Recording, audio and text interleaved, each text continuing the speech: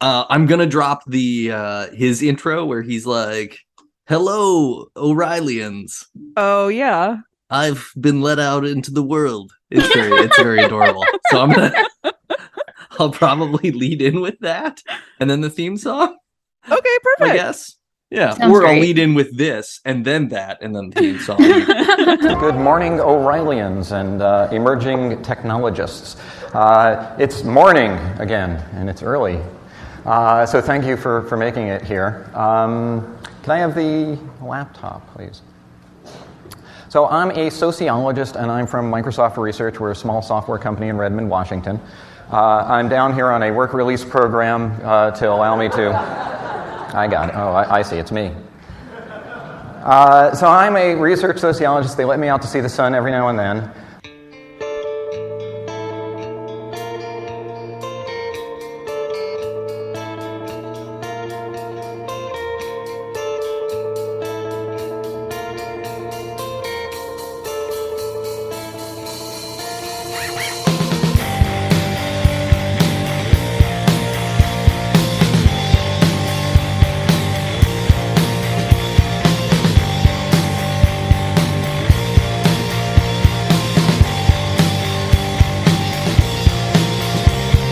First is best, or first is worse. Either way, let's dive in head first. Give us reasons to converse. Debut buddies. Hello, listeners. Welcome to Debut Buddies. This is a Yay! podcast about firsts. We're going to talk about the first of all kinds of things. And this week we're talking about the first podcast. We couldn't quite get the first episode ever of a podcast, but we did get an episode of the first podcast that's pretty far back. So get excited for that. 2004. 2004. The podcast started in 2003. I'm not going to say what the podcast is yet because I didn't introduce my fabulous co-hosts. Oh. We're all Debs around here. Mhm. To my Zoom left, at least on my screen, is Kelly Attaway. Kelly, Hi. Hello. I wasn't prepped for. I feel like I'm in like a meeting at work. It's the first episode. It's so the first episode. yeah, Yeah. just come up with an adjective that starts with the It's first the letter of your first thing. first name and describes Yeah. you. Oh God. That was always so hard because Kaye, I was always like kooky koala. I don't know. Kafkaesque. Oh, Kafkaesque. That's not Ah, bad. good Yeah. point. Yeah. Fun fact about me is I hate icebreakers. Over to Chelsea. Well, I am Chelsea, and I am a childish cheetah. Thank you Oh, for there we asking. go. Okay. That's probably not true. Doesn't say cheery chimpanzee. What other ones? Ooh, cheery chimpanzee works. I don't know if that You could be a fits my cheeky cheetah. personality. Ooh, Oh, cheeky cheetah. cheeky. Mhm, mhm, Mhm. Okay, I'll accept that. Hey, I'm Chelsea, the cheeky cheetah. Thanks for coming to our first episode. That's right. And I'm Nifty Narwhal Nate. Oh, nice. yay! I did always used to use Nifty. That's nice. Yeah. Mm-hmm. Yeah, That works. because That it's tracks. such an old timey word, but it also sort of defies like what does Nifty even mean? Nifty. It's definitely positive. Has Yeah, very it's good. positive connotations. Uh-huh. Yeah, it's like a crisp short sleeved button down shirt is Nifty. Like, don't Okay. you look nifty today? I feel like unexpectedly positive is how I feel about Nifty. Okay, I feel like I'm unexpectedly positive. Yeah, I agree with that. There's a lot of things to be really upset about, and here I am talking like there's not.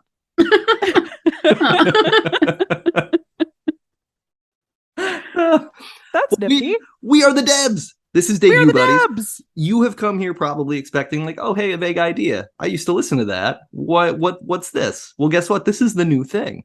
This is the new thing. Like I said before, we talk about firsts. What are some firsts we talk about, Kelly? We are going to talk about the first Moon landing. episode. The first moon landing. That was fake. I mean, we can't talk about that, but we will talk about other first stuff. Fine, the first faked moon landing. Yeah, that's right.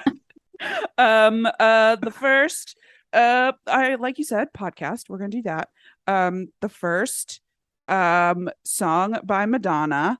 The first, book I ever read, which was Little Women.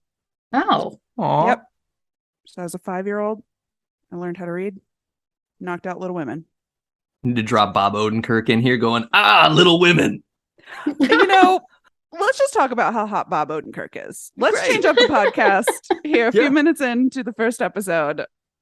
New plan. Bob Odenkirk. Yeah. I we're haven't just- watched Better Call Saul though. Oh, yeah, me neither.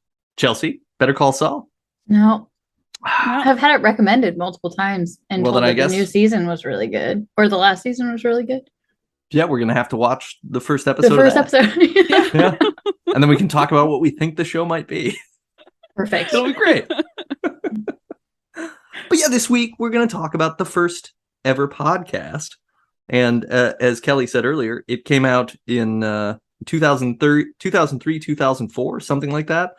When the little baby internet was like, what do? We got the ability to record sound, and we got these RSS feeds floating around in there, banging around in the tubes. Yeah. Did you read about the RSS feed in relationship to this podcast though? I did not, please. So this podcast was not being distributed on an RSS feed for the first handful of episodes because that wasn't a thing yet. Like Oh. podcasts weren't a thing yet.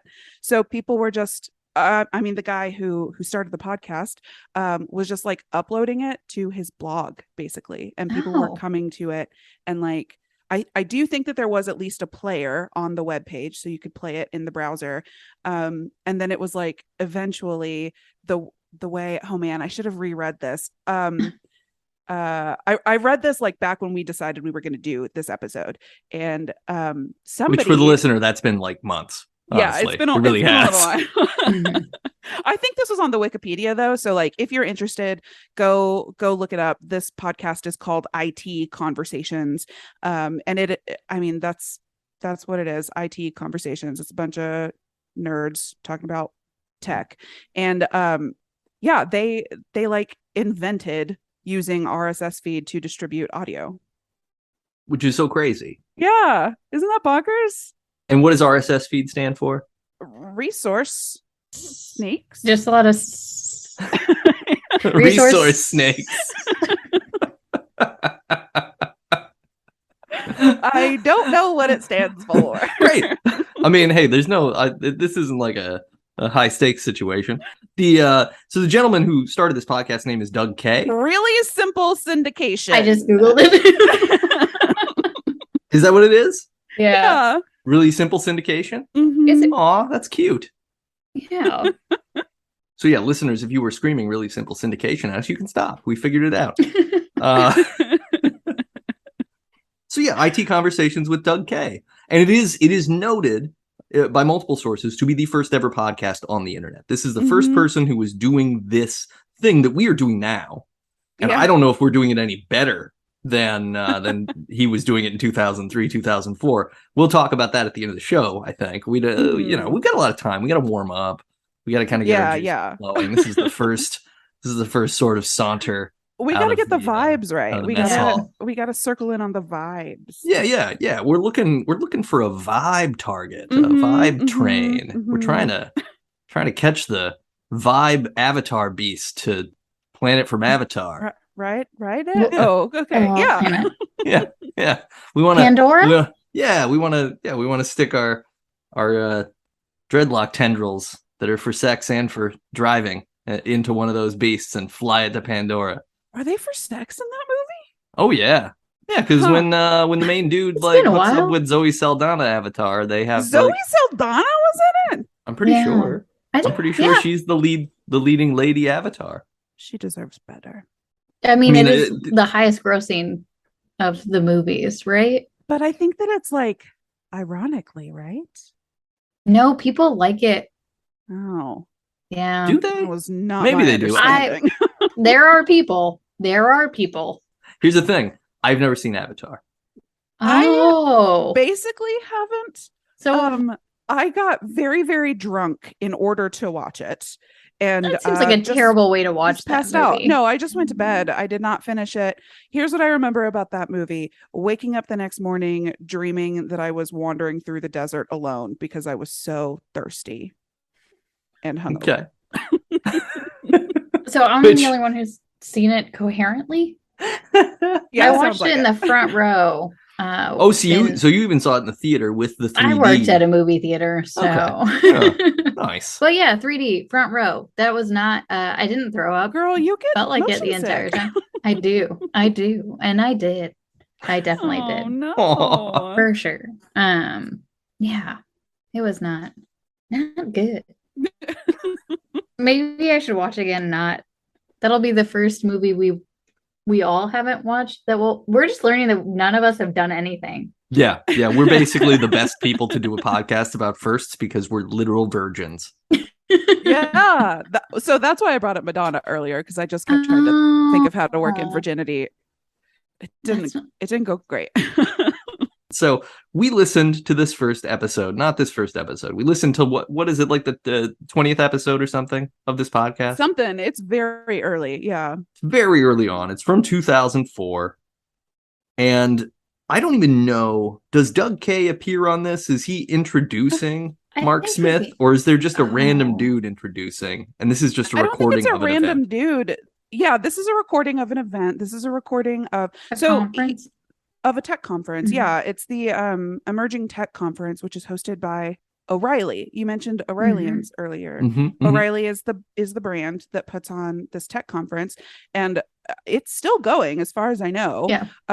O'Reilly is for sure still a thing. I've got O'Reilly books up on my bookshelf right now because O'Reilly. they like make every like how-to Yeah. book in tech as far as I nice. know. found Like if you it. need a book on how to do Perl or whatever, like O'Reilly has a book, and they always have like a cute animal on the front, No, like an I didn't know illustration that. of an animal. I was gonna say Aw. most of the workshops I go to are hosted by O'Reilly. Yeah, they're big. They're big in the Yeah. industry.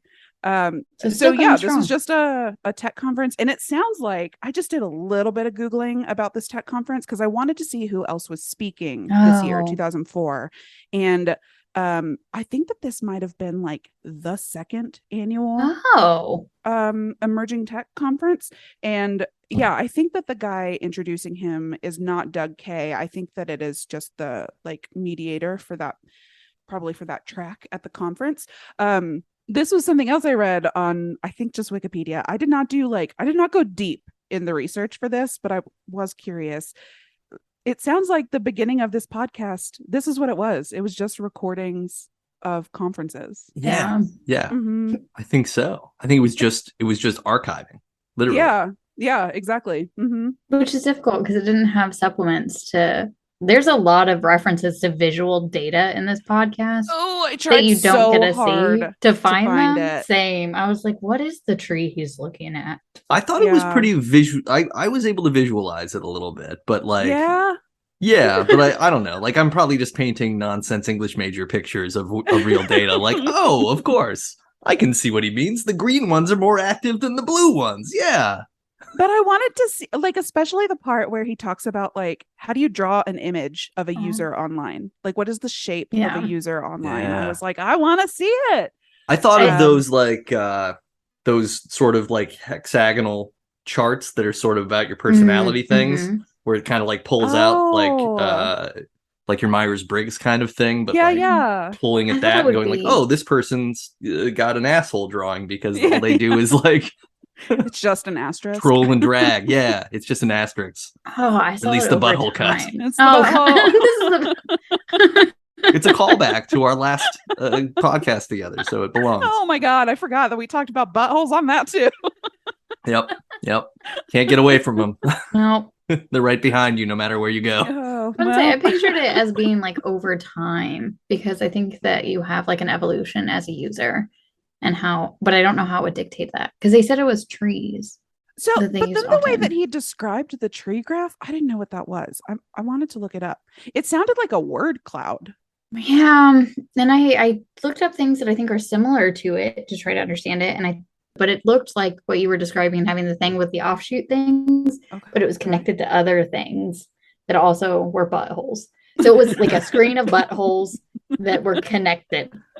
But I think, yeah, like, but with kind of maybe a word cloud thing where they get larger and more intense, because he was sort of highlighting how, like, your kind of ideal sort of answer, like tech support user person would just answer a lot of stuff. And then you had other people who were just posting a lot of nonsense everywhere.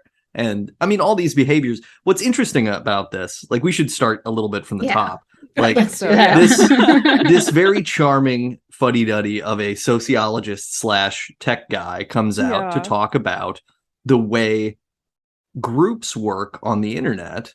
And in 2004, we don't have Facebook, and we don't have Twitter, and we don't have Reddit even. We don't have any of these spaces. We have something called Usenet that he references being dead or near dead several times, which I was going to ask anybody if they know what Usenet was, because I don't. Apparently it's still in existence. People still use it every day.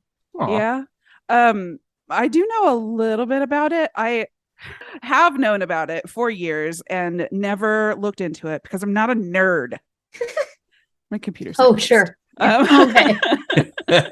And found this talk very fascinating, to the point that I read some publications by the guy speaking. So Usenet is like an alternative to the internet. It's a different protocol. Like, you can't go to like www.usenet.com. Like, it's somewhere else. You have to download a special client in order to interact with Usenet. Oh, interesting. Okay. Yeah, and it's like Do they have a free client? I could only find ones that cost money, but I feel like I don't know. Hmm. Yeah, I've never looked into it that far. I sort of would expect that maybe there was a free one in 2004 and maybe not anymore. But yeah, if there are listeners who like know more about Usenet and who have like actually explored it, I would love to hear your experience. I was gonna look into it for this episode, but then you have to download other software in order to access it. And I was like, ugh, sounds like I can't do that from my phone. So they can tweet at us at Debut Buddies. Yeah, on Twitter to let us know. I would like to know too, because I was just sort of this is fascinating that it's extra web, right? It's not on the World Wide Web, so it's not even anything that I've ever experienced, because even just like old chat rooms that were sort of AOL adjacent were still on the internet. Yeah, I wonder even if this is like, I wonder how graphical it is, or if it is all text-based. So what is it? Usenet stands for something. It's like Unix. I don't know. It has something to do with like the way Unix computers talk to each other. And that was the basis of it, was like, you're on a Unix computer, you're on a Unix computer. How do we like share a file between these? And maybe that's a text file, or maybe it's like the podcast that I just uploaded, you know? Chelsea, it looks like. I was trying to tap it or tap it. Oh my God. I was trying to type it. I tapped it into my phone, and now I'm trying to type it into the chat. It's Usenet or User Network. Yeah, Users Network. Yeah. But it's like Unix Users Network. I just had Users Network on the Google. But they definitely talk about it's Unix to Unix. Network? It's Unix to Unix. Yeah. I mean, I don't know if like it ever like stood for that, but that was like how it got started, was Unix Users Network. Mm-hmm. It uses a Unix to Unix copy, so UUCP dial-up network architecture. Yeah. At least initially. No longer dial-up now, obviously, because we don't dial up anymore. But man, they were still kind of dialing up during this talk. Yeah, he'd like click a link, and then there'd be a pause. It's like, oh, we're buffering. I loved hearing that. But I thought that was that not a joke about China? Oh, was it because he mentioned the Chinese news groups taking off? I'm not sure, but I thought that might have been part of it. And I was like, he has a lot of jokes that don't land. It's true. But they were so full of it. He was very funny. He was like, he's all deadpan, super dry. Just one joke after another. So he's talking about these groups on the internet, and he's talking about essentially, at least in the first half, about effectively the tragedy of the commons in the way that the internet has been constructed, that there aren't commonly shared spaces where everybody contributes, because he estimates as a sociologist that we as a country lack a positive sort of connotation for shared spaces, which I think is very true. And so, Yeah, he had a good quote, and I'm going to butcher it because I didn't write it down, but it was essentially like, what it made me think of is how people shit on pop music because they're like, oh, that's too mainstream.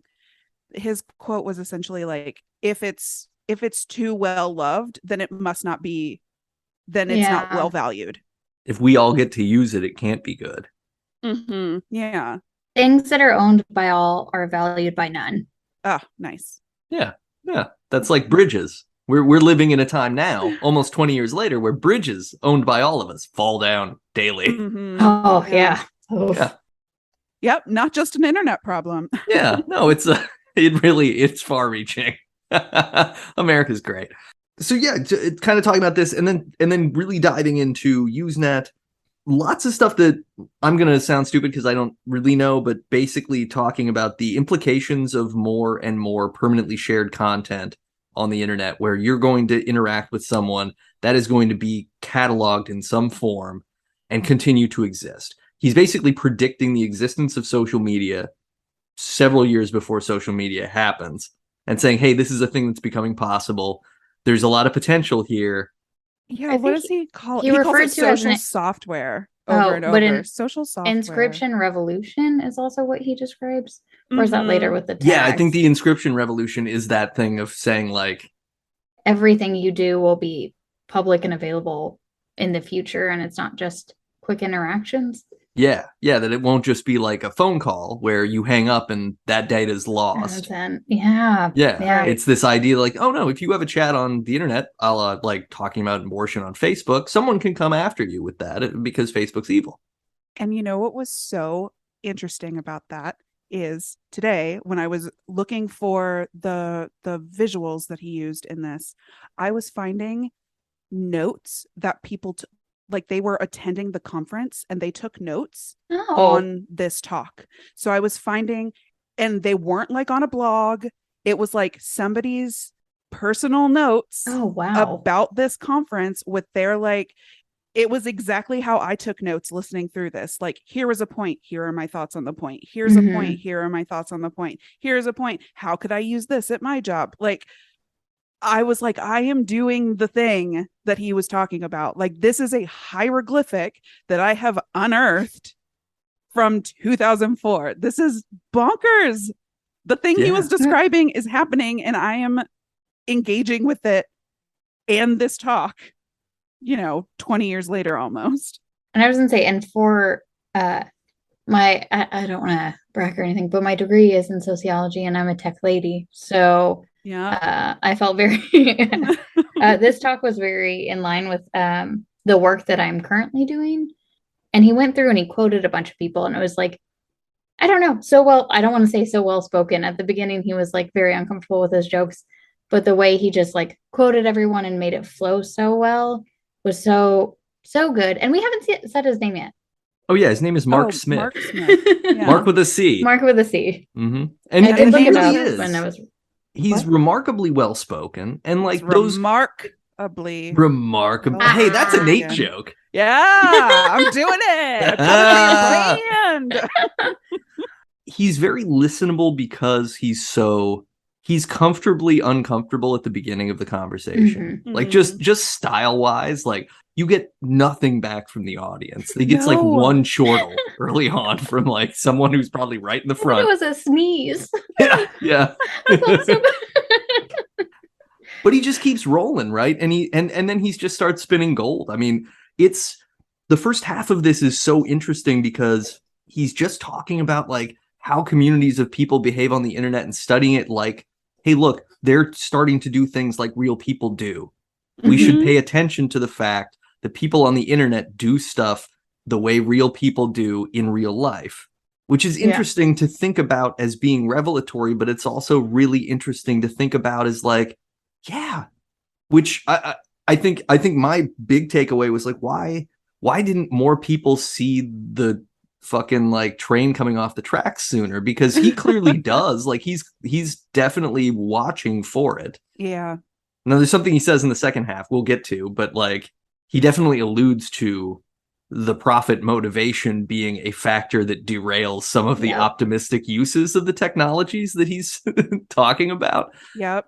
And to be that self-aware and also that open at it at a conference seemed cool. So it's like, if this is the second iteration of this conference, of this O'Reilly conference, and people are just straight up saying like, hey, cool, we're making this amazingly complicated thing that could do really fantastic stuff, which was the language of the internet when I was in high school. And, you know, this was the naivete of me thinking like, oh man, we're going to live in the best time ever, because people are going to be, they're going to have access to information. They're going to be able to interact with people from all over the world and understand them.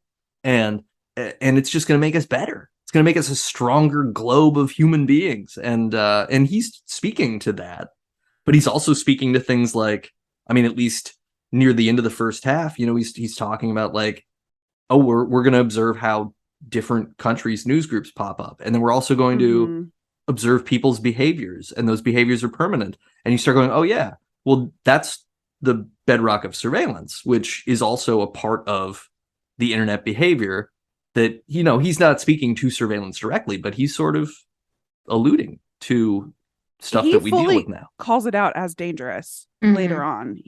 I thought that was huge to use that word. Like it is dangerous, and we do need to be cognizant of it. And I don't think that many people are. So I have gone to a handful of tech conferences, and there's something he talks about in the second half that like happens at them. But one thing that really struck me about this, and I wonder if it has to do with it being 2004 or him being a sociologist, or a combination of the two, but seeing somebody who is talking about something like this very realistically and not being afraid to call out the dangers or the things that we need to like be mindful of is very refreshing. Like every tech conference I've been to, and I work in the space of big data. So the very first company I worked for was essentially Big Brother. Like they collected all of the data points about you, and every piece of junk mail that you have ever received, if you live in America, was from this company, almost definitely. And like that sucked working for them. And as I've like grown in my career and I've gone to more and more big data conferences, it's all like that. Like we can collect every data point about somebody and market things to them, sell things to them, make decisions for them, around them. And that's so scary. Yeah. But at these tech conferences, people are so enthusiastic, even about dumb shit. They're like, oh, we can know exactly when you wake up and how you like your toast and have it ready for you. And like, I don't need that. Yeah. That becomes that big question of like, what is, this has been my beef with tech for a while, is like, what startup comes out and is like, hey, I'm going to do something that actually makes your life materially better. Not just like, hey, I'm going to make it possible for you to buy this thing that you could already buy, but in a different way, with a different middleman. No. I don't need like fake convenience, and I don't need all this other garbage. Like he's talking about in the first half of this, like he's talking about forming pictures of people which inform the algorithms that tell Facebook to send your uncle white nationalist material. Yeah, he essentially describes like algorithmically trending topics on Twitter. Yeah. You know? Yeah, this is bonkers. It didn't feel, I mean, like listening to it now, there are like pieces that are dated, but I was like, all of this is still very, very relevant. Like everything he says from the beginning to the end, there's some form of what he's saying in practice today. Yeah. I mean, especially like in the second half stuff, even though some of the tech that he suggests is dated, the applications are very prevalent. Like we're probably doing them now more than we were then anyway, just in a different form. Yeah, I was like writing things down. I was like, yeah, we do that. And it's called this. Like there is a name for it, what you're describing. Yeah, this is nuts. So what I'm going to do is I'm going to share you a little walk around some of the books in sociology and political science that, for me, inform my worldview. These are the key texts. Bob Axelrod's Evolution of Cooperation, which basically says we're all engaged in a game of playing risky transactions with one another over and over and over again. And it's the very nature of the over and over and over again part of it that lets us be social and be successful being social, even in the harshest of environments. And maybe the net's one of those environments. Elinor Ostrom tells us that while Bob Axelrod was talking about a prisoner's dilemma, Elinor Ostrom lets us understand that we're only prisoners if we treat each other that way. And that collective action in a commons is, in fact, one of the things that humans do very well. And we've lost sight of that in some cases. We have a culture that does not celebrate the collective project. Things that are owned by all are valued by none, we often believe, at least in my country, that seems to be the case. Elinor really shows us that lots of cultures, and in fact it may be a mark of a successful culture, have practices that let them get the job done collectively. Axelrod definitely described it in a negative manner, but it sounds like Elinor Ostrom, who I think was the only woman who has ever won the Nobel Prize for Economics. Oh, cool. Yeah, I mean, unfortunate, regrettable. There should be more of them, but like, cool. But yeah, cool that she did. Cool for her. But she did create, or she did have like a rebuttal to that, is that we're only prisoners if we treat it that way. So like, I loved the part of his talks where he always balanced it, and it was like, here's the really negative thing, but here's the positive thing. Mm-hmm. And that's kind of what we were talking about, is like, and I feel like that quote really kind of spelled it out for me, and I just really appreciated that insight. And now I'm going to go read a bunch of stuff by them. That same thing of like, we're only prisoners if we treat ourselves like that is sort of the entirety of the American economic system, and everything works is like, everybody goes, well, what am I going to do? I'm just going to have to, I'm just going to have to suffer because that's how it is. And it's like, no, it's not how it is. People build these things. That's what she's saying. We build them together. And if you choose to build it, if you choose to build a prison around yourself, then that's a prison. But if you try to build something else. Oh boy, I feel like I could do a whole 1 hour talk alone on that thought. Because I don't know if I totally buy into that. But I don't want to be a Debbie Downer. So you're today. Bob Axelrod and Nate's Elinor. Well, I don't know. No, because I don't feel strongly in the other direction. I'm ambivalent, and I'm trying to, and I need to figure out my thoughts. Don't take my sort of optimistic spin as an undermining of my nihilism about it. Like, I don't think that we can all wake up tomorrow and go like, okay, now it's different. Right. Because but I think about this with like organized religion and all of these structures, right? Like, everybody participates in structures as if they exist by the hand of something that is so much greater than them that they're unalterable. When the truth is, all of these things were made by somebody, and all of them can be unmade. Like, it's like your mother brought you into this world; she can damn well take you out of it. Like, we have the capacity. I read something recently. Oh, I'm putting on airs. I was listening to a podcast recently, and they mentioned that the U.S. has 5,500 nukes. That sounds Why right. do we have? What are we Just doing with all 'cause. those? And that's like 20% of what we had during the Cold War. Why do we have so many? Because we had to maybe blow Russia up because it was scary. Well, they've got 6,500. I know. So give up the game. That's the thing. We use being scared to validate spending huge amounts of money, and we use all other excuses to invalidate spending it for people who aren't scared. Boo. Chelsea, you were gonna move along with. Do you want me to the move next on thing? to something Yeah, else? let's move us along. Okay, well, I kind of wanted to bring this up because I thought it was an interesting topic. He did talk about, I'm gonna have to try to figure out where this is. He describes a New Yorker cartoon in it, and I've got the audio for that. I'll drop it in for Perfect. you. Yeah, that's right at the top. Yeah. Yeah. But he talks about people engaging in collective action through computing, and he's talking about how people engage with each other through a computer over how they engage with each other in real life. And he says this. Insert audio clip here. I'm leaving all of that. Okay. What do people really need to interact successfully? And this gentleman here, it's one of my favorite New Yorker cartoons. It comes from Sarah Kiesler's book Connections. I don't know if you can read the text. This fella is sitting there and he's barking into the telephone. Do you know who you're talking to, Buster? You're talking to the guy with the biggest desk, biggest chair, longest drapes, and highest ceiling in the business. Why's he got to tell him? He's on the phone. Why does he have those big things if not to do something? What's he doing? He's signaling. He's signaling a lot of things. He's signaling status and location and power and position. And that's what being social is all about. It's finding your place in the network and in the hierarchy and conveying that to other people. But I really liked in this quote when he's talking about this, about how, like, and this is how I feel like with the whole talk about work from home and going back into the office and being able to see people. You have to see people's stature. You have to see that they have corner office. You have to see that they're important somehow. So that was one way I saw it. But I was like, man, social media does kind of even the playing field, because you don't have to see people's clothes.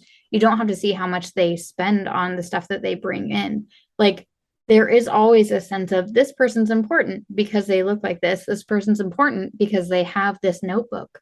Like, there's just such a focus on what people have, even in the workplace, regardless of their actual competence. But I feel like that is something that the social software was kind of like bringing out for people. It's like, these are ways that you can interact without having that barrier of, I have the giant office with the giant curtains. Yeah, it's like ultimate democratization of discourse, right? Like, oh, hey, we're both in this Usenet box, and I can't see your, the polar bear you shot that's standing behind you because you're a weirdo, and you can't see all of my sports trophies. And so we don't know that we're both big, tough men. We have to use our words. Hi, as a big, tough man, here are my thoughts. But I wonder, like, is there a way that we have evolved into, exactly to your point, into understanding the way that people type, associating them with personas? I feel like we do consistently. I think so. Like, if certain people type a certain way, I can kind of tell what kind of person they are. But it's so weird that it has changed from, I see the clothes that you're wearing, I see the office that you're in, to you're using the letter U and you have time to type it out. I mean, I think it's also like people's meme game tells you a lot about them too. Yes, and not just like, hey, the true. meme is politically centered, but it's like, oh, this is how you communicate your ideas online, is through this sort of sub language. Or even like when you're doing the meme, like I'm on Twitter, which is not that's my number one social media, and that is not where memes originate typically. I know that there are things upstream of us, but I'll see a meme and I'll be sick of it a month ago, and then my friends who are only on Facebook will send me the meme. Yeah. Haha, here it is. And I'm like, I can tell that you're from Facebook. Like, there's so much that the patterns are very clear, even across social media, not just within Usenet. It's like the internet as a whole. I know where you're from. Yeah, if you're still pondering your orb in April of this year, well, guess what? You're a Facebook person, because people on the chans were pondering their orb last November. Or even if your meme is grainy, I'm like, that's Facebook. Like, that's been copy pasted so many times, you have lost fidelity. I think the other end of this New Yorker cartoon too is like, while we lose the vestiges of authority, we also lose the ability to sort of gatekeep / confirm the authority exists, which gives rise to chuckle fuckery. I'm just gonna go out and say it. I'm just going to say that word. That's the technical term. That's the technical term. It's just a lot of chuckle fuckery going on, where somebody's like, hey, my name is Joe Majim Jam, and that's clearly a real name. And so here's a picture of me in my boat, and I support the following candidates. And it's like, well, you're not real, but we don't have any way to confirm that, because we've lost that. We've lost that connection to like, oh, well, Joe Majim Jam's desk is a cardboard box. And he's also a 9-year-old. I was gonna say, and he definitely touched on that when he talked about the Ostrom having this, was it seven somethings of a group or something, but Oh, it's yeah, that yeah. it Mhm. you have to be respected by external authority Yeah. for that to be a thing, but that we have completely lost. His whole he talked a lot in this about like how do you gain reputation in an online space, Mhm. like not just respect, but like in some ways respect follows reputation, or maybe you gain a reputation by being affiliated with somebody or something Yeah. that already has respect, but like yeah, none of that is verifiable online. Bad people have gotten so smart with it. Mhm. Oh, They've yeah. just gotten so smart with it that like the reputable verification is something that's also fake. And then that's verifying the other person. And then it's just become like a group of verifying all not real things. Which is why we need to teach internet literacy starting in elementary school. I agree with that. Yep. Wholeheartedly. Yeah. Yeah. And also, it needs to be required when people go to renew their driver's licenses past the age of 55. Did you take your internet literacy course? Oh, I'm sorry. You can't drive until you do that. I think maybe we can lower the bar for driving. Like, I mean, let's keep it at, I mean, maybe let's bump it up to 18, but no means testing for driving, but like guns. Sure. Yeah. Valid. Let's make That's sure fair. you know how to follow a link and check your sources before we give you a gun. That's Yeah. That seems good. Although Yeah. gun producers and sellers won't back it, but hey, you know, they're not that powerful. I'm pretty sure we could. I'm pretty sure we could talk them down. There's this comedian I follow. Actually, Chelsea introduced me to him. Kyle Kinane. Oh. He has an ongoing bit. I don't know if he does it in his act, but he does it on his podcast about how like liberals need to gentrify the NRA. Like what if like I don't know, if the Pride Parade is suddenly full of people waving With guns guns? around, suddenly Yeah, the perfect. NRA is going to be like, maybe we need to get some rules in Ah. place. So that kind of has been. Oh, I don't want to take away from his joke because I think it's beautiful. It's a funny joke, yeah. But is there a has- beautiful joke. It's if we tried to make policy from it, it's not going to work. It's No, I was just gonna a say funny that's- joke. Isn't that the kind of how the Black Panthers tried to approach Oh, guns? yeah. Well, they Mhm. like. Yeah. I'm not in full disagreement with arming the proletariat, I guess. So I Arm don't the know. proletariat. Absolutely. Like I'm not sure. But like I support better gun legislation, obviously, but yeah, I don't know. I think that they would it might bring the world together, to be honest with you. They might just start loving gay people. That might be the change. They might embrace who mean, they are finally. Okay, that also works, you know? Yeah. Like Yeah. that's also a Let's- net good. What is it? What does Coke do? Bring the world together. What's the song? Oh yeah. Yeah. It's the It gives 70s the world one. a Coke. Yeah. Yeah. John Hamm invented it in Mad Men. Yes, in he the did. final episode of Mad Men. Yep. Mm-hmm. Let's jump into our first segment. Oh. It's time for the Mouth Guard Report. The Mouth Guard Report. Open wide. That was a great Mouth Guard Report theme song by Michael J. O'Connor. He did the theme song at the top of the show, so everybody can just get down with the big Yeah. grooves. How are we doing? Are we chewing? We clenching? We grinding? I'm a clincher personally. Mhm. What are you, Chelsea? I'm a clicker. So I You're like a clicker. Oh. You chatter Just like a skeleton. repeated- yeah. Or like the Cenobite from the Chatterer from Hellraiser. I'm Yeah. not sure. This is gonna sound really awful. It could just be clenching, but like Brian had told me the other night that he thought I was doing that, but I think I just had a lot of congestion and I was just making like really bad throat noises. So it was just like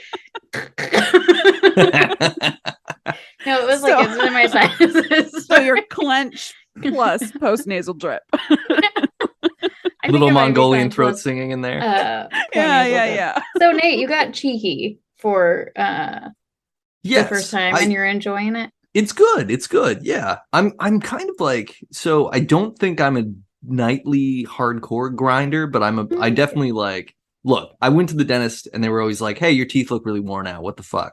And I was like, I don't Yeah. know. I'm asleep when this happens. Why don't you help me? You're the doctor. Mhm. and they tried to gas me, so I fought them off, and Oh, I'm wanted in nice. 3 states. Yeah. Okay. Um, Which ones? Oh, All of I them. probably Wait, shouldn't say. I'll okay, I'm gonna bleep them out. No.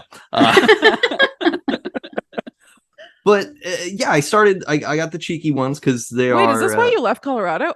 Sorry. Yeah, it was a rash of. I just killed a bunch of dentists. It's a terrible. warrant you've got? Yeah, Okay. yeah. Go on. Sorry. I wanted to see inside them, so I used the X-ray machine so many times that they turned inside out. Oh. Cool. Yeah. But Cheeky's cool. Like I like that they fit well because I was just doing Mhm. like the drugstore kind, like going Yeah, to Rite Aid, those going ones to are- Target, whatever. Mm-mm. And I would get them to kind of fit. They would either fit or they would be too tight. Those were the Yeah. only options. Like I would, and then they would only, if they fit, they would only fit for like a couple of weeks, and then you'd sort of like break the sides down or whatever. Because Yeah. they're for like football and stuff. They're not for what we're trying to use them for. But yeah, Cheeky's great. Good price. It fits nicely. I feel like it just sort of like melts into my mouth, not as much as I want it to. I think that's my big Yeah. complaint about mouth guards. Like I want one that is like an Invisalign where So I've got something to say as a long-term cheeky user. I have some feedback for you. You might eventually get one that does just melt. I've had ones that are so thin they're barely noticeable. wow. I've had ones that are so thick I cannot use them. So their consistency is pretty bad. And they have 2 molds of my teeth, and they keep giving me the first mold that doesn't work. So my new one that just came in a week ago, 2 weeks ago, is of my first mold. And I have been on many chats. I was going to say phone, but I don't think that they have a phone. They don't even have a phone number you can call. Nobody I think you has can a just chat phone with them anymore. online. Yeah, which, I'm kind of okay with, but I have difficulty with this because they kept giving me the mouth guard for the wrong teeth, and I was like, I can't wear this. It hurts. It makes me want to cry. So my newest mouth guard that I just got was not the shape of my teeth anymore. So it felt like I had braces, and they were just like moving around. Kelly, like your Invisalign, where they're just moving around and sore. And I was like, I don't even know if that's the shape I want them in.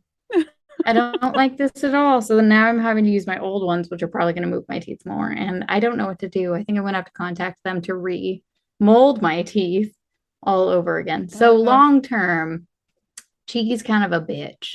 Boo. Yeah. I mean, but I still use it and I still appreciate it. Like, it's still like life-saving for my teeth because I have terrible grinding. I went to my dentist and I told him I went to my dentist in Arkansas and I told him I was a teeth grinder, and he said, you need to see a therapist. And I was like, can you just give me a teeth mouth guard, something for my face, just in the meantime while I look for that therapist? And he was like, no, can be true. Two things can be true. Yeah. And I was like, and he was like, no. So I love Cheeky because I can't have a dentist tell me that he's not going to help me, and then I can still get a mouth guard.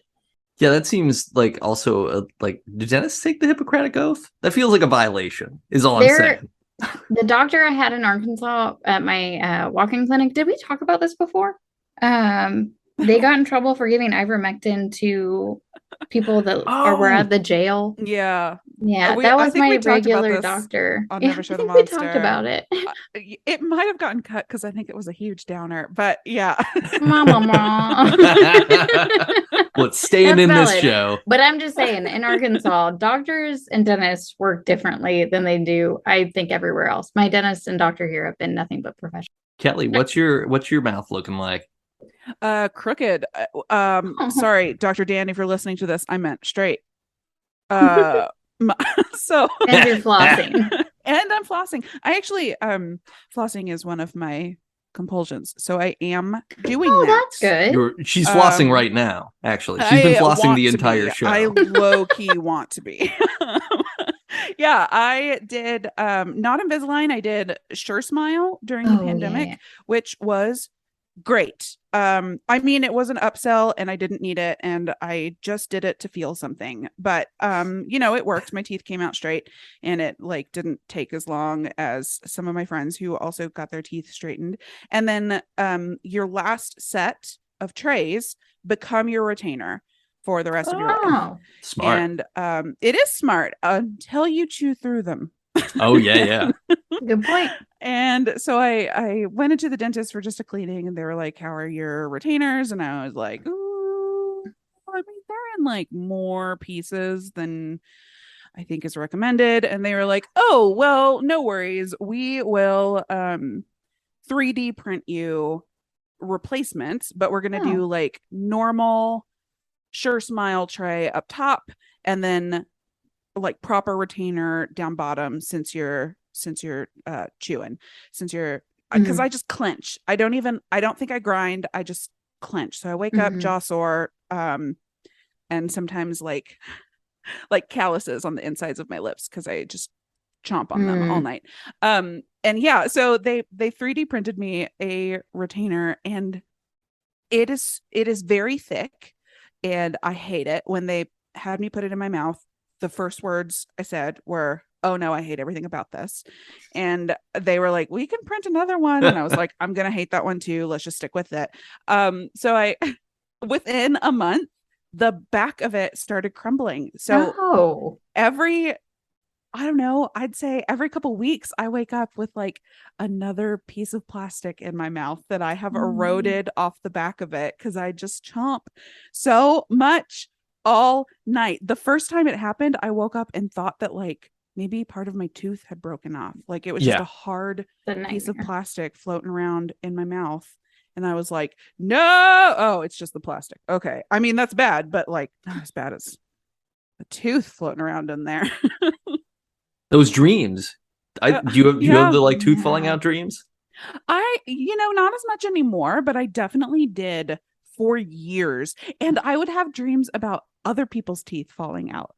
Like not just my own, but friends' teeth falling out. Did their teeth actually fall out? Was this a premonition? Not this time. No, I have had premonition-y dreams, but not this time. And have you considered seeing a therapist to deal with your teeth grinding? Oh, I have been in therapy for years and years. No, I know. But I did have a weird synchronicity this week. Do you guys want to hear about it? Or yeah. should I save it? Yeah. Okay. So I have a friend from college who is pregnant.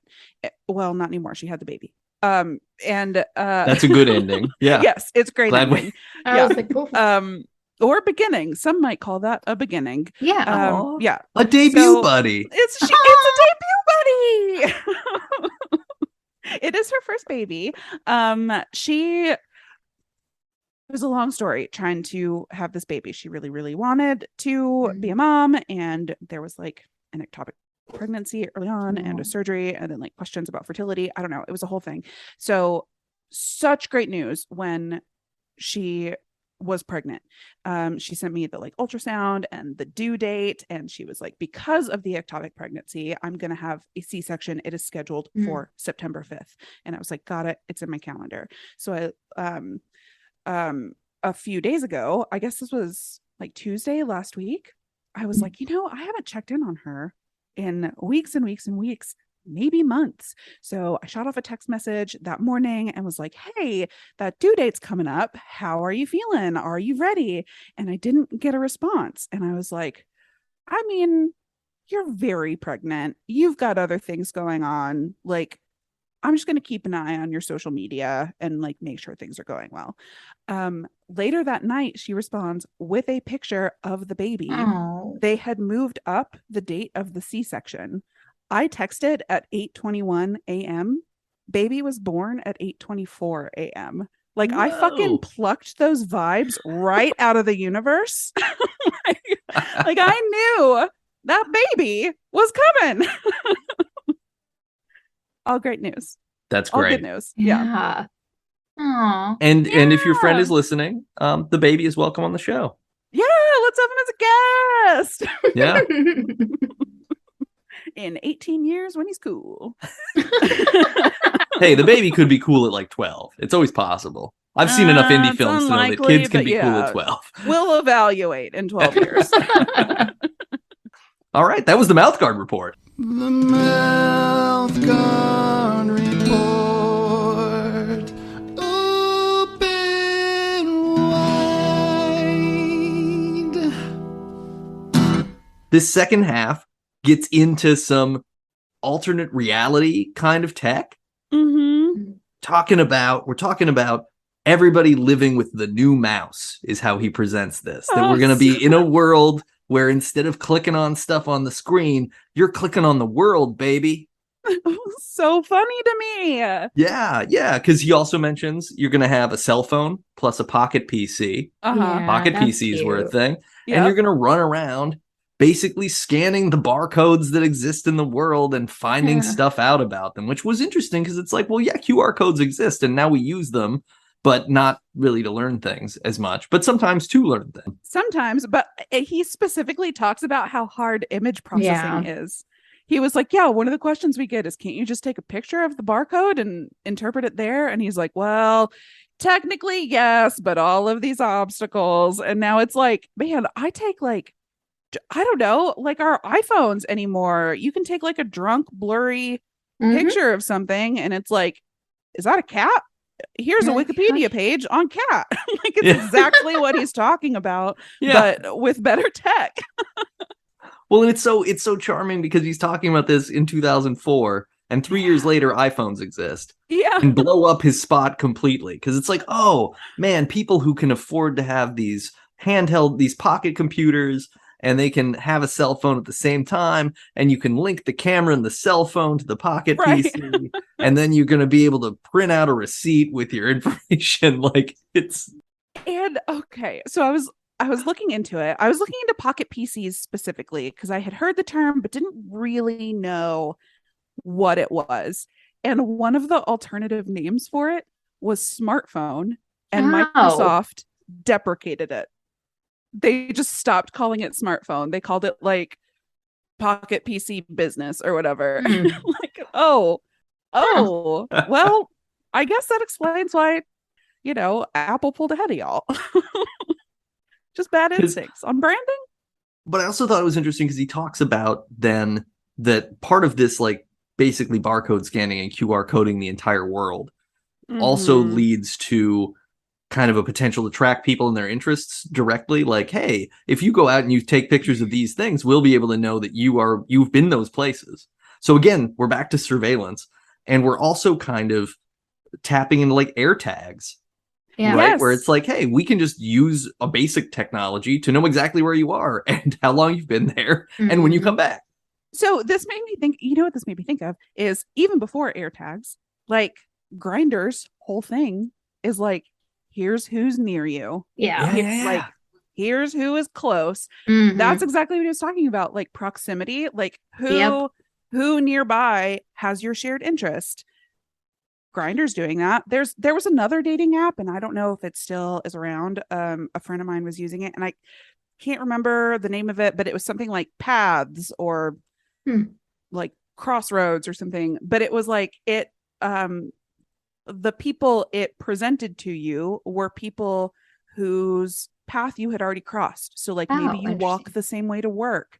Maybe you get lunch at the same place. Like. So this has been used exactly what he was describing. That's a strange idea for a dating app because it feels like one of those like you don't shit where you eat things. Like I don't know if I'd want to. If it worked out, phenomenal. But if it didn't work out, then you pass that person every day whenever you're like in the same elevator. Like, oh, I'm really sorry. I'm trying to abide by the restraining order, but our paths, Like the initial idea, great, but how it goes after a while. I don't even like it at tech conferences. Like he talked about that at tech conferences where you wear like a badge with essentially a QR code on it and other people can like scan your bullshit. This is like, have y'all been to tech conferences? No, not really. Okay. Have you been to, so Chelsea I went to NRF. What's that? National Retail Conference.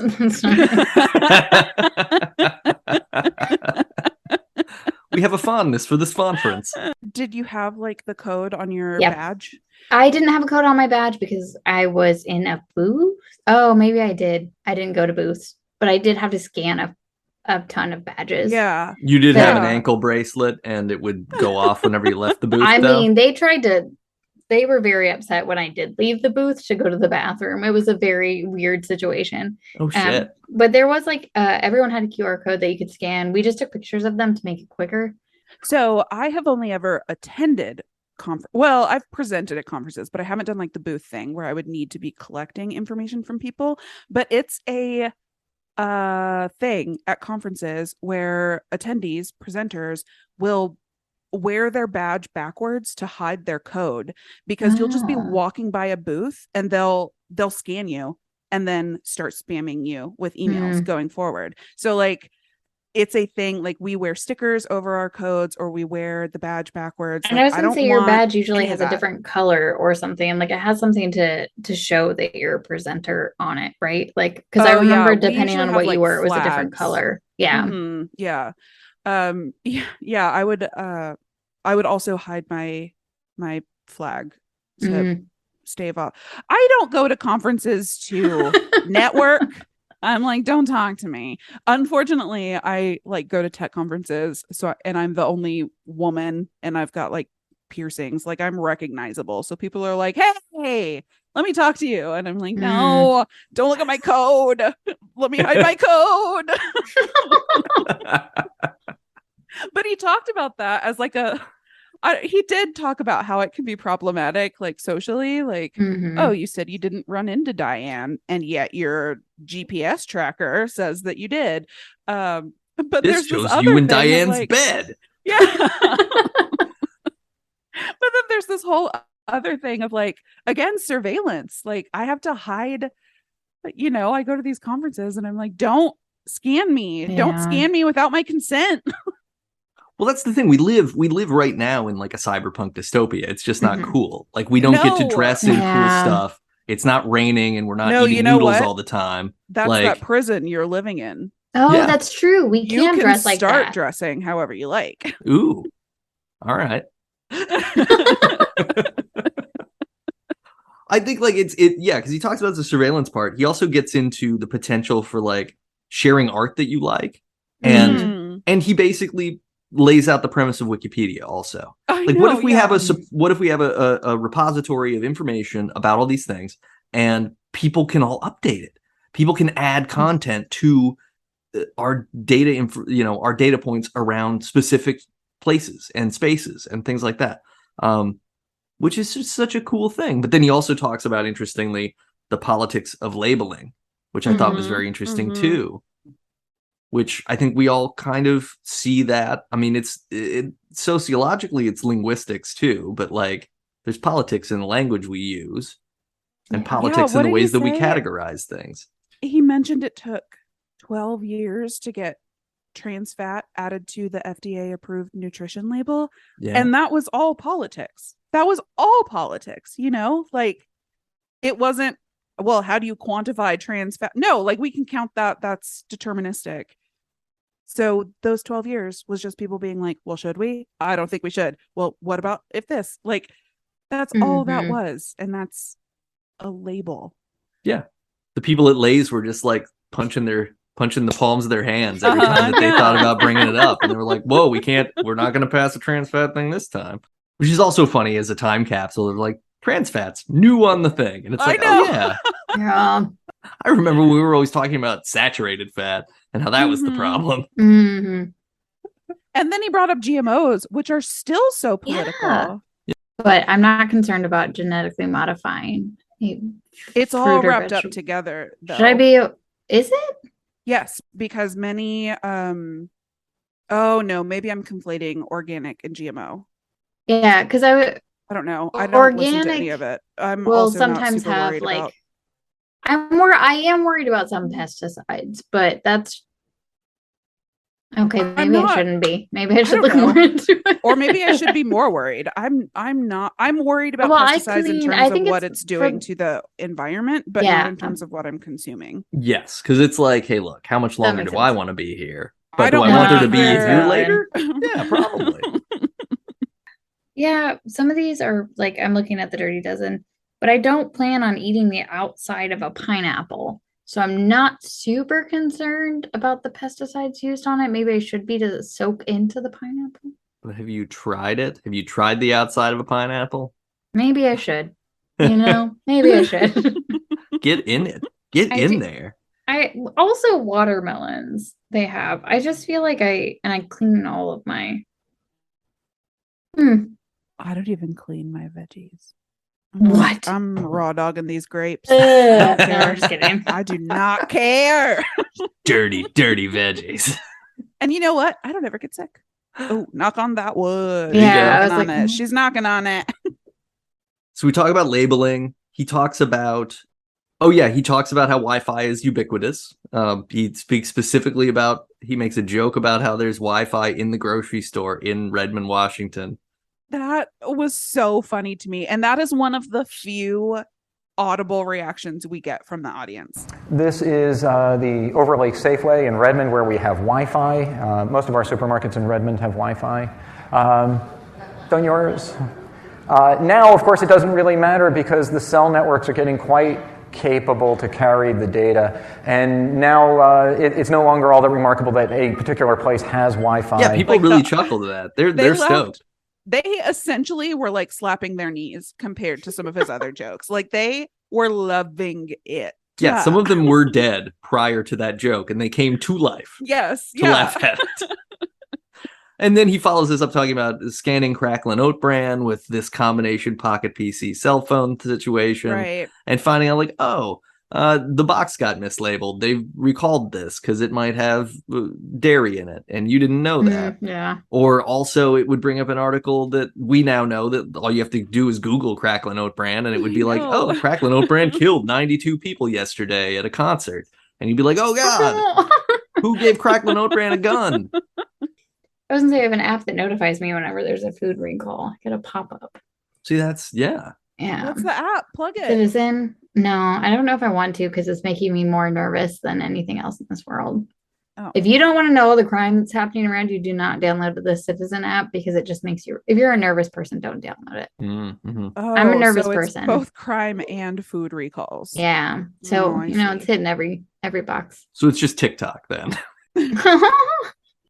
I'm just glad it was Cracklin Oat Bran that he went through because it's one of my favorite cereals. So It's classic, right? Yeah. Does that still exist? And so yeah, it does. It does. Okay, It good. is usually on the top shelf because it's top Ooh, shelf. Fancy. Because it's the best. It's of the Grey best. Goose of cereal. Yeah. Is Grey Yeah. Goose good? Is Grey Goose good? I don't know. I don't know.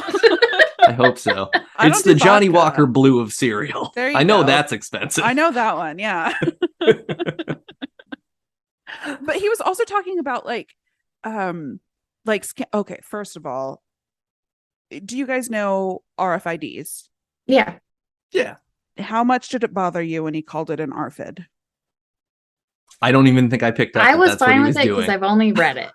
I was like, absolutely not. Under no circumstances, shut your mouth, put soap. Like, I'm going to clean your mouth out with soap. This is unacceptable to me. This is like a GIF GIF thing. You cannot say no. GIF doesn't bother me viscerally like this did. I was like, ARFID. Yeah, ARFID? ARFIDs. No, ARFID. no. I mean, he talked about Ephraim's Law, Yeah, that which was is really Murphy funny. backward. Mhm. Murphy backward, but that's only if you pronounce it that way.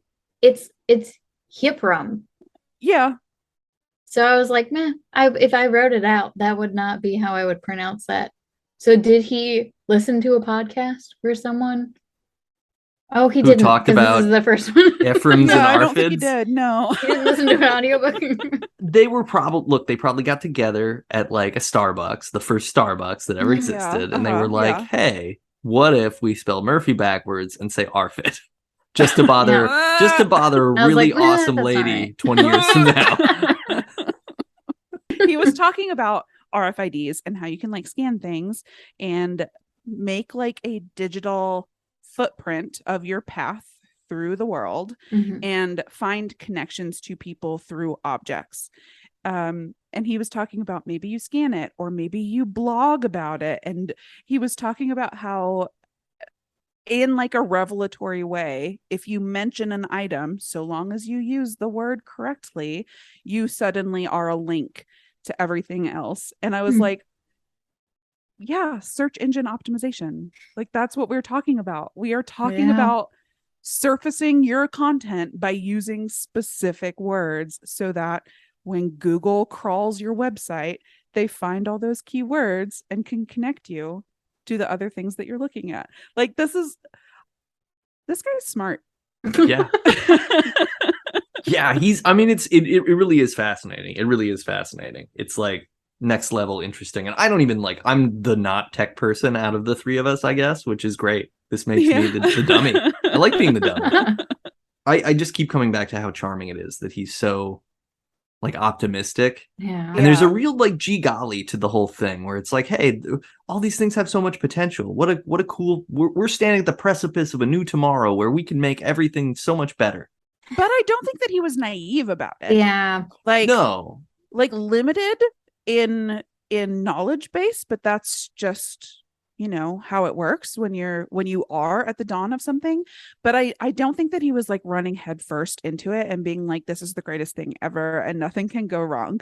I think he was measured, and I think that he was right to want to study online communities. So I know that there's absolutely a balance between studying behavior and surveilling people. Yeah. And I don't know, that's such a huge gray area that I don't know where exactly the line is. I do think that there is value in studying how things happen online. For example, we saw white nationalists specifically targeting furries because furries feel that they are not accepted and they are on the outskirts of society. And so white Nazis were they are weak, we can turn them. And that is important to study and to know about. Now, when you get down to Jeff, who lives up the street, is doing X, Y, and Z every Friday, that's clearly a problem. But where that line falls, I think that we are still figuring out. And I don't know. This talk doesn't really get into that question, but yeah. I did find it very interesting the way he was talking about how communities were functioning on Usenet. He even talked about how the tech support forums had so he was presenting graphical representations of activity on different, you can think of them as subreddits, as different subreddits on Usenet. Yeah. And it was the tech support subreddit looks like this, and then the politics subreddit looks like this. Yeah. And one thing I thought was really interesting about that was it's exactly what it's like on Twitter today, is that a very few people are spamming. He said he described it, he said it looks like spray. There's a handful of people just spewing the vast majority of posts. And that's valuable to know, because you get on Twitter or you get on these subreddits and you're like, man, everybody is saying this one thing and I don't really agree with that. But if you know that if it's 2% of people are generating that output, then that puts it into a little better perspective. It isn't everybody, it is a small minority who are generating the vast majority of posts. And that's so important to know. So it's surveillance, but I think it's to your point, it's was Diane Fossey surveilling guerrillas, or is she observing? And I think sort of, I think it really comes into what level of government or judicial apparatus is taking control of the information, and how they're using it, right? Yeah.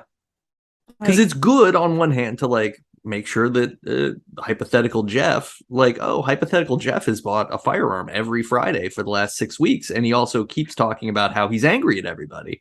Well, maybe we could watch hypothetical Jeff. Man, but even that, now what are we doing? Are we trying to anticipate? That's pre-crime, that line, right? That's Minority Report. Yeah, exactly. We're doing thought crimes at that point. I don't know. It is a pre-crime, but not until the crime is committed is action taken. But then what's Okay. the point of generating all of the, like, why surveil? Some of the people who set out and do things end up posting something online prior to it happening. So if they have surveillance and flags that like notify them when there are dates and times, maybe it could help. I'm not boy. promoting that either, but Here's a thought. What if instead of it being about taking punitive measures against someone based on the information they provide, it's about posting a public bulletin that says, hey, a person has noted that they're intending to target this space on this day. We recommend you stay away to minimize the damage to the place. I just worry that can be used. I mean, of course, that can be used for evil, like Exactly. very easily. Yeah. Very easily. Like it's very simple to say on election day, say, oh man, somebody's threatened all of your polling places, black community, so you probably Specifically shouldn't vote. in like Atlanta. Yeah, Yeah, good exactly. point. Yeah. Like, No, absolutely. It's This is a bad rabbit hole to go down. yeah, this is a difficult one. Yeah. We should swing back because Kelly, you wanted me to pull a clip that I will play, basically about Yes. how we would be able to also track how products are made and what the actual costs of those are. And I think some people would like products to be more visibly priced, more accurately priced, as in, what's the environmental cost of an object? What's it going to cost us to dispose of this object? What was the cost in terms of the labor practices around this object and the pesticides used to cultivate it, perhaps? So there are all those things. There are also great opportunities to sell people things. I just thought that was such an interesting idea, because this is something that comes up on Never Show the Monster, which is a horror movie podcast Chelsea and I host. And I don't know how much of it makes it into the actual episodes, but we talk about it a lot, which is like how we talk about it in the context of like, how do you say that you are a morally good person under a capitalist society? Yeah. Because what is it? You have a quote that you say, there is no conscious consumption. What is it?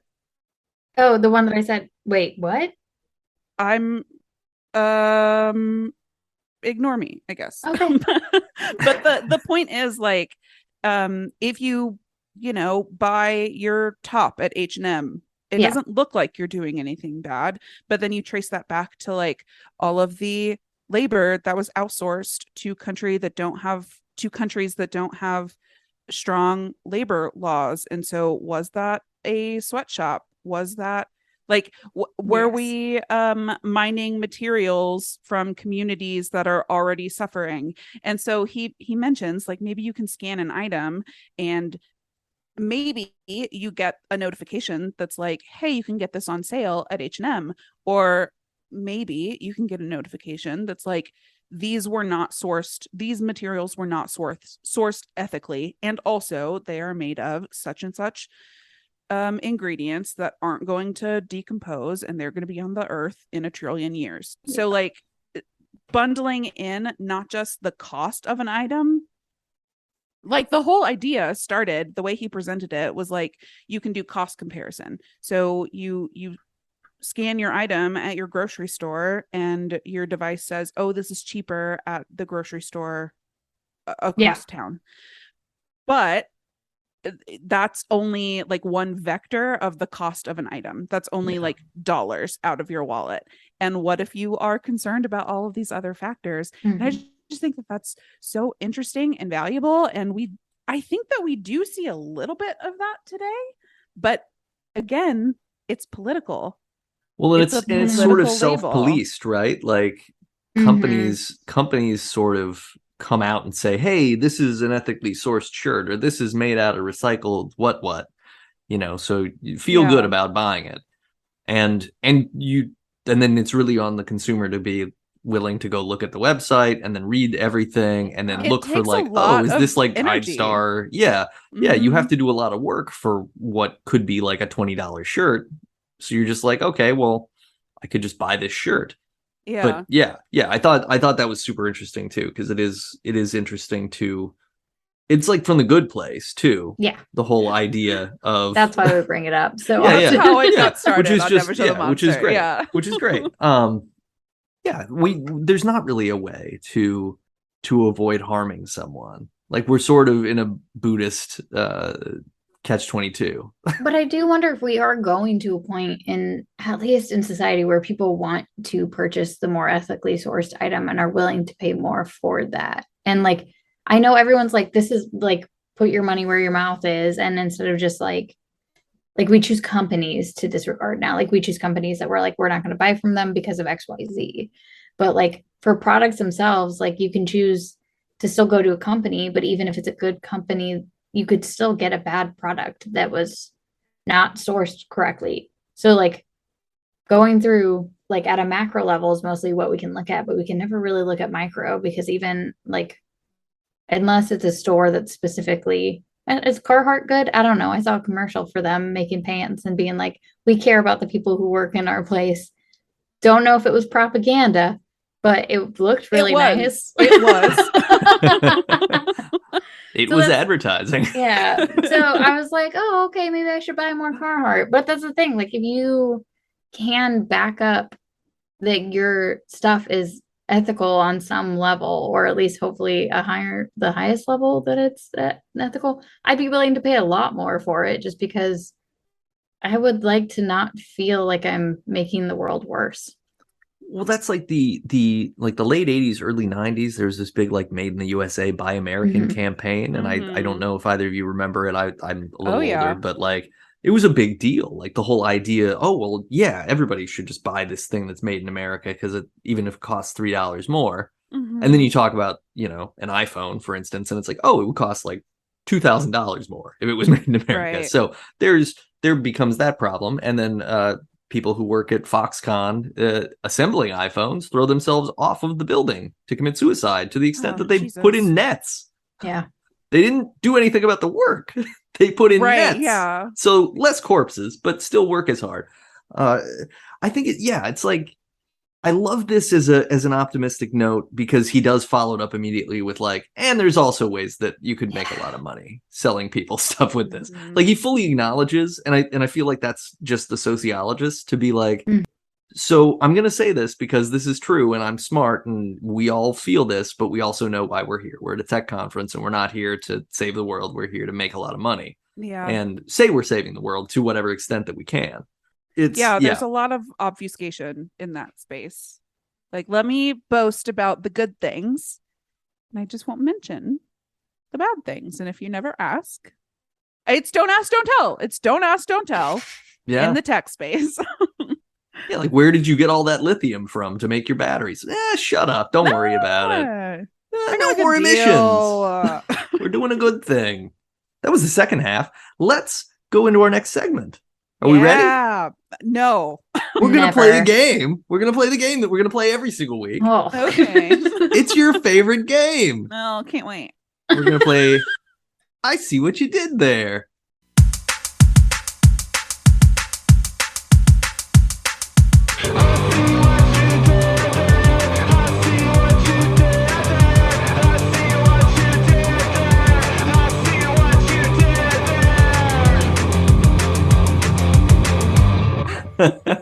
So who wants to go first? It'll be over in a snap. Don't worry. Just pick, Nate. Okay. Kelly, because you asked me to pick, I'm going to pick you. Number Right. 1, a doctor antagonizing tech giant fell to earth with this failed pocket PC device featuring a finicky writable screen that keeps getting the lyrics wrong to Feels Good, which is a New Jack Swing song by a 90s band with a repetitive name. Nate, that was so long. It's that too was long. Yeah. very long. Okay. I need the name of a should've taken failed notes. pocket PC thing that was made by a tech giant that antagonizes doctors, maybe keeping doctors away. Okay. So Yes. a failed pocket PC device, and it keeps getting the lyrics wrong to Feels Good, a New Jack Swing single by this 90s band with a repetitive name. So Apple. Uh-huh. What's the name of Apple's failed pocket PC PDA thing? It's a great question. I thought so too. That's good. You saw what I did there. It was a great question. The end. Okay. I don't remember them. I thought they went iPod to Was it like the iPod Touch? This came out in the post pre-Jobs era, so it was like in the window of time when he got fired before he came back. They put this thing out, Okay. and it had like a writable it's screen, but pocket. it didn't It's a do writable things well. Screen? Yeah. You were able to use a No. stylus to write on the There screen was to a take notes. stylus. Okay. Mm-hmm. Yeah. That's not rattling around in there. Let's see what we can do with the second half. So it's what was the song? What's the song? It's New The Jack song Swing. is Feels Good. Feels Good. It's a New Jack Swing is the genre of music. It's from Definitely the 90s. thought that was a band. Okay. And all right. Feels you need Good. the name of the 90s. band that sang Feels Good. That band has a repetitive name. And a repetitive name. Mm-hmm. Can I is it like a popular band name in culture? Like, am I going to be able to like, I'm pretty guess sure you've my heard way of into them. it? I think you would have heard of them. Yeah. A repetitive name. I'm just thinking repetitive name. It's like New Jack literally Swing the is a same genre? name 3 times. Yeah. New Jack Oh, Swing is a 3 genre. times. Mm-hmm. New Jack Swing is a genre. And what's the genre like? It's like R&B. Oh, Mm-hmm. R&B. I can give you one of the band members if you that'd if you be think that would great. help you. Uh-huh. Raphael Sadiq. Well, didn't help. Okay. Okay. I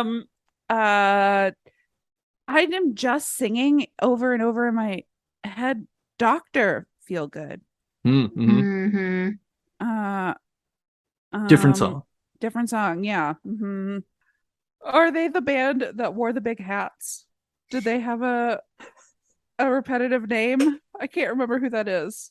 Are you thinking of Milli Vanilli? Right? No. Oh, okay. I think they wore big hats.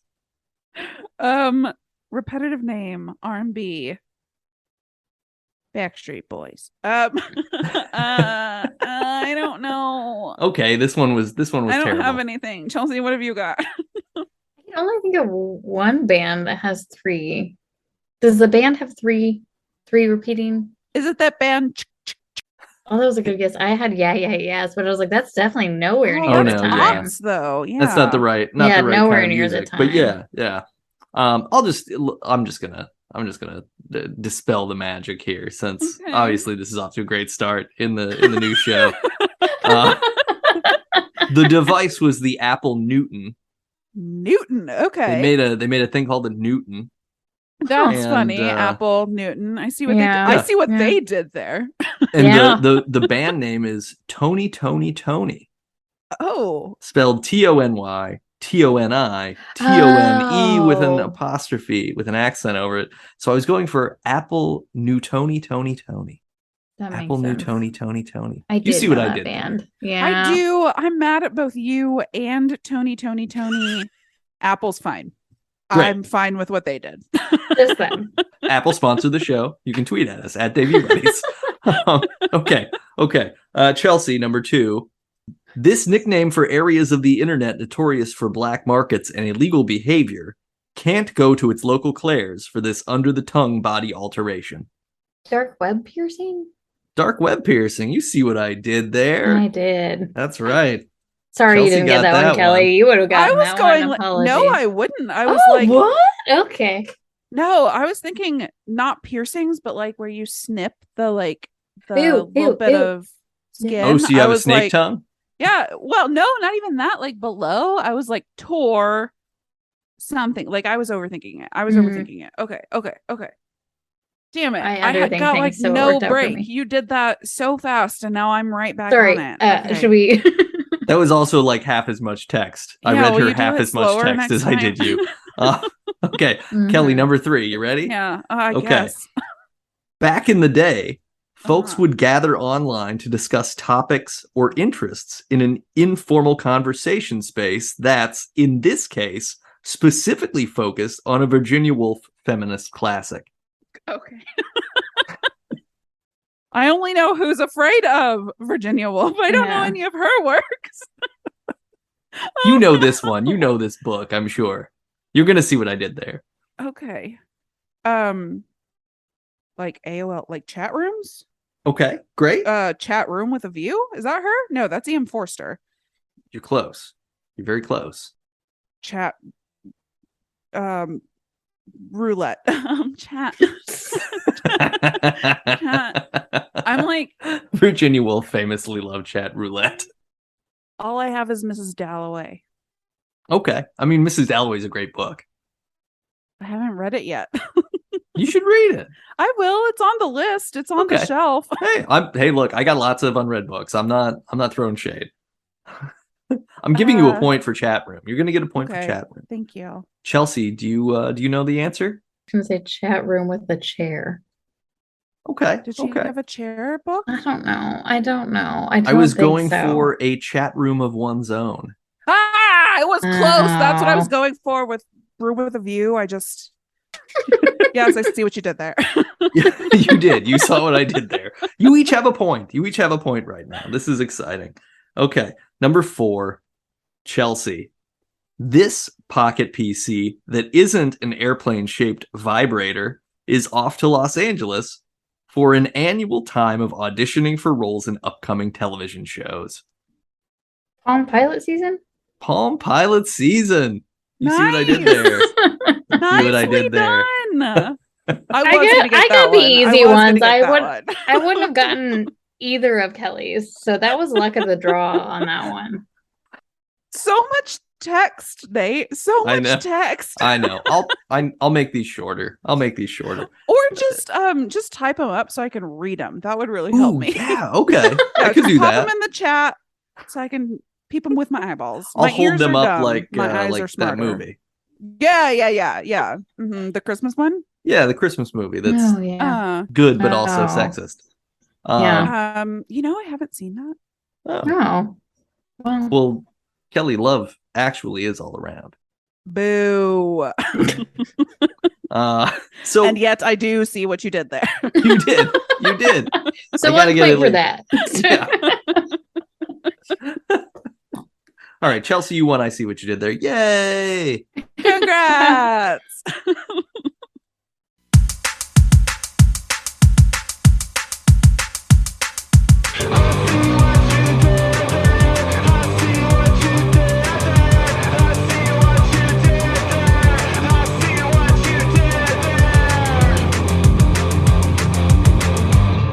Okay, let's just get into the final thing. So this was the first podcast.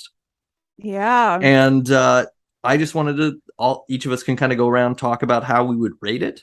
For one, as like, I think, like, I'll start by saying I would rate it like I don't even know what scale we're going to use. What scale are we going to use to rate things? Oh. Ooh. Is it a number of Debs? Is that what we do? Or do we do something No. else? Like, give me I something like else. Debs. Yeah. Chelsea didn't like it, though. No, Chelsea no, did. I do. Oh, you do? No, I was trying to figure out how many Debs.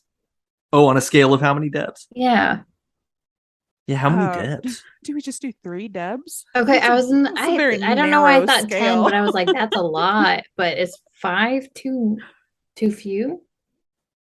So we could do 5 Debs, or we could even do 5 6 Debs and be Debs. anachronistic. Nobody rates things on Mm. 6. That's true. That's bonkers. That's a crazy scale. I mean, granted, that's just 3 again, though, because fractions. I think 5 Debs. Okay, out of 5 Debs, Okay. Yeah. great. I think this is easily a 4 on the 5 Deb scale. I'm gonna agree. Like this Yeah. even, I don't know, 2004 download, like the RSS feed for this is gone. We had to download this. It sounded good even. Yeah. Quality was fantastic. Like, I didn't have to turn up and down, I have so many podcasts now that I listen to where I have to adjust the volume up and down because of different, environmental things or Yeah. microphone differences or whatever. Clarity was great. And also Yeah. like it was really compelling. And I've listened to it so like 3 compelling. times and it got more interesting every time I listened to it. Yeah. You're like, oh, I understand what he's saying now. Mhm.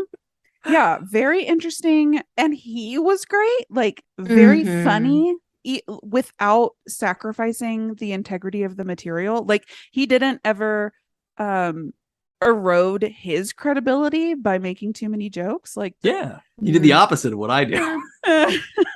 I mean, same. Y'all, if you want to see the like a bad tech presentation, look up Kelly Attaway at the Confluent Kafka presentation. I mean, Aw. it's good. Like I'm smart and I said good things, but I also included like a lot of memes and the audience did not take it well.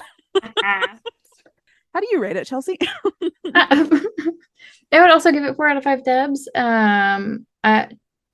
I feel like it had a lot of content, so it felt like I needed to listen to it a couple times to get it, because he did talk fast in a couple parts where it got like I had to either rewind it to make sure that I understood it correctly and that I wrote down the correct name.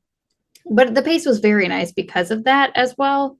It kept me engaged most of the time. The biggest problem I had with it is he would talk about something and then my mind would just connect and then I would just keep thinking about it for a while. And then I would be like, oh shit, I have to go rewind and now listen to the next part he said, because I was continuing to think about that first point he made. I feel like that's dope. Like it's so good. Yeah. I don't do that type of engagement with most of the podcasts I listen to today. Right? Like that's awesome.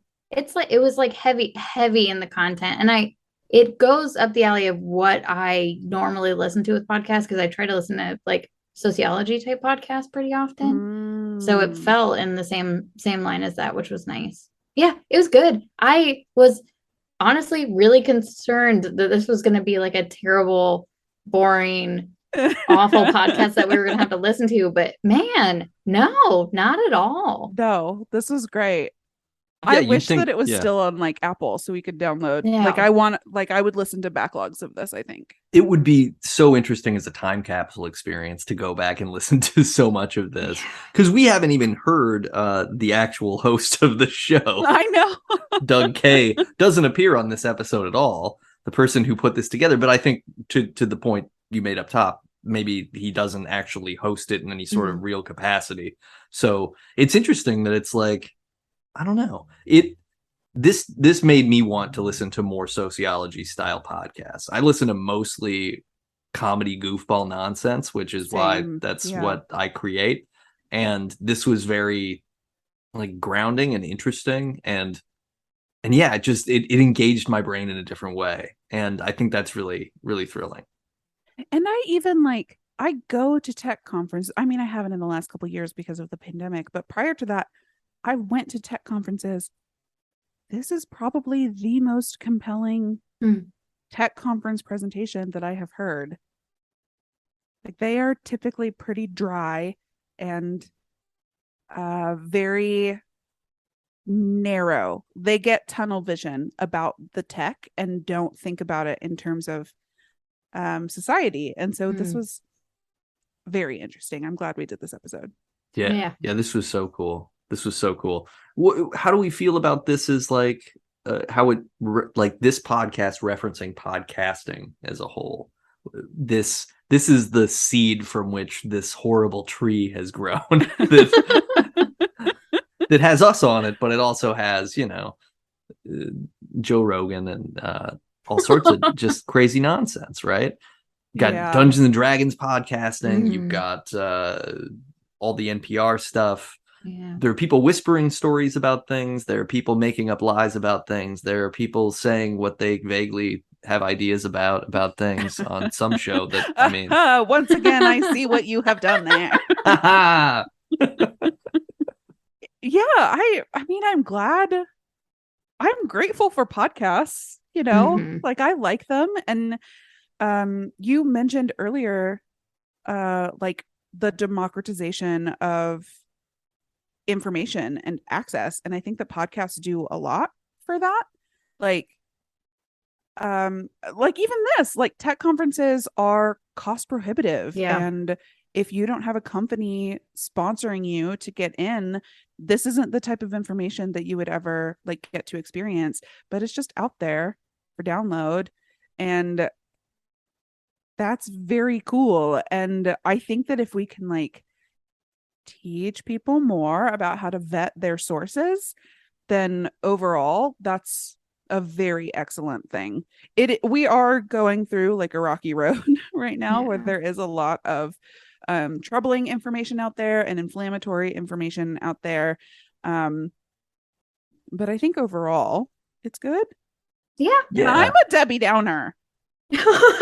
So for me to be like, I think good is Well, I think huge. part of what remains is Marc Smith's optimism. Like you can see that all the cool stuff that he imagined is still happening to some degree. It didn't ever take over the marketplace the way that maybe you would hope for a tidal wave of goodness to just roll over all of it. Yeah. It's more like, oh yeah, no, the thing he talked about the most didn't happen. And the thing that he said, like, and also this awful thing is what happened a lot.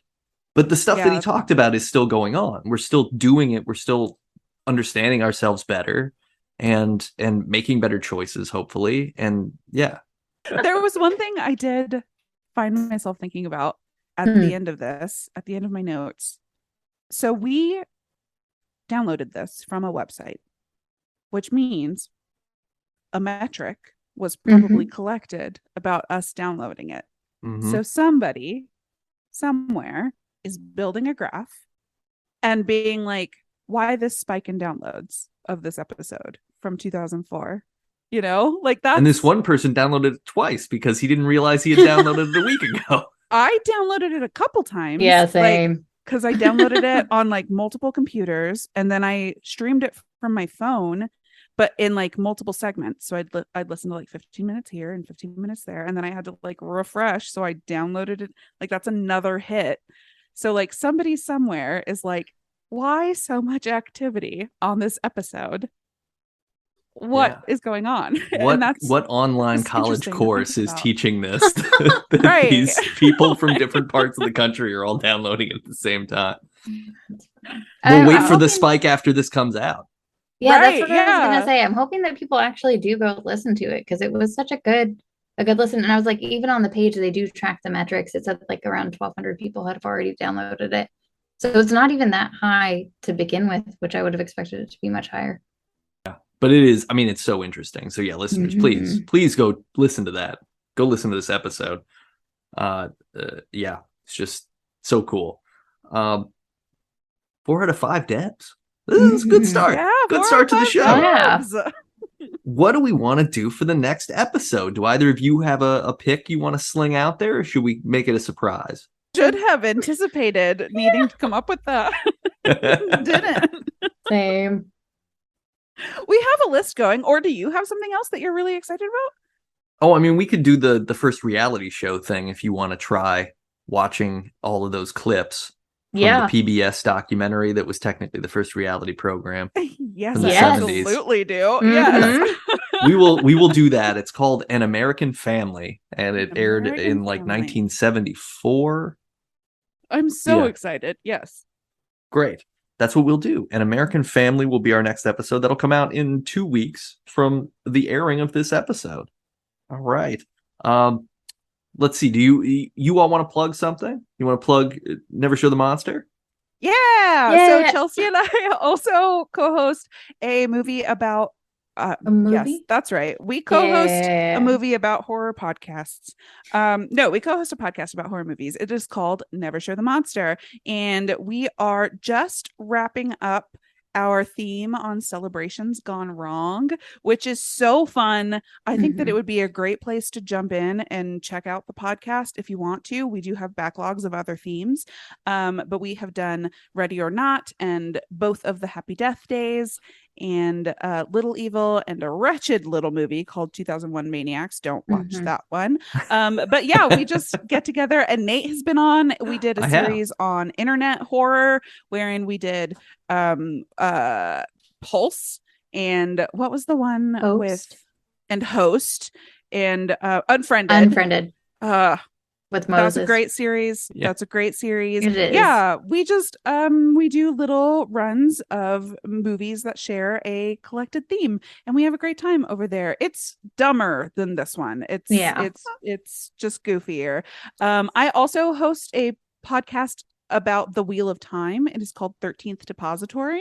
I've got a co-host over there as well. We are just starting out on book 2. We have been on a little bit of an unplanned hiatus due to some family emergencies, but we will be back soon. And we have covered the first season of the Amazon series and the first book, Eye of the World. So if you want to come over and hang out with us there, Nate has been there too. I've been there too. Yeah.